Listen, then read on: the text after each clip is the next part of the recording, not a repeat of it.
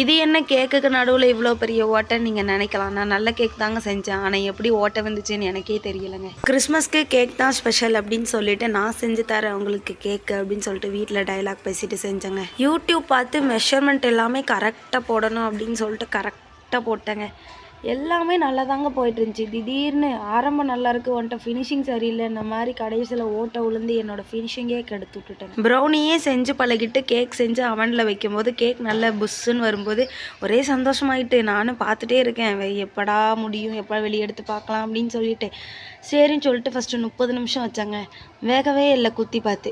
மறுபடியும் அடுத்து ஒரு 10 நிமிஷம் வச்சு எடுப்போன்னு வச்சு எடுத்துகிட்டு இருந்தேன். கடைசியில் ஒரு வழியாக வெந்துட்டு எப்பா வெந்துட்டு அப்படின்னு சொல்லிட்டு எடுத்தேங்க. அதுக்கப்புறமா கேக்கை குப்புரை போட்டு பட்டர் ஷீட்டை பிரிக்கும் போது அப்படி ஒட்டாமல் அப்படி ஜம்முன்னு வந்துச்சுங்க. நல்ல சாஃப்டாக வந்துருந்துச்சுங்க. அதை அப்படியே கட் பண்ணி சாப்பிட்டேன்னா நான் மிடில் கட் பண்ணி சாக்லேட்டை மெல்ட் பண்ணி ஊற்றி தான் சாப்பிடுவேன் அப்படின்னு சொல்லிட்டு சென்டராக கட் பண்ணி அதுக்கப்புறமா டார்க் சாக்லேட்டை மெல்ட் பண்ணி ஊற்றுனாங்க. அதை ஊற்றிட்டு மேலே மறுபடியும் வைக்கும்போது ரொம்ப பள்ளமாயிட்டு, சரி பள்ளத்தை மறைக்க மேலேயும் டிசைன் கொடுத்துடலாம் அப்படின்னு சொல்லிட்டு மில்க் சாக்லேட்டை மெல்ட் பண்ணி மேலே ஊற்றியாச்சுங்க.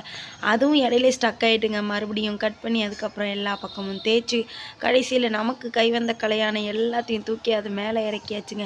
டிசைனெல்லாம் கொடுத்து முடிச்சுட்டு பார்க்கும்போதும் பள்ளமாக தாங்க இருந்துச்சு. சரி அதை மறைக்கணும்னு சொல்லிட்டு வீட்டில் இருந்த மில்கி பாரை தூக்கி வைக்கலாம் அப்படின்னு சொல்லிட்டு வச்சேங்க.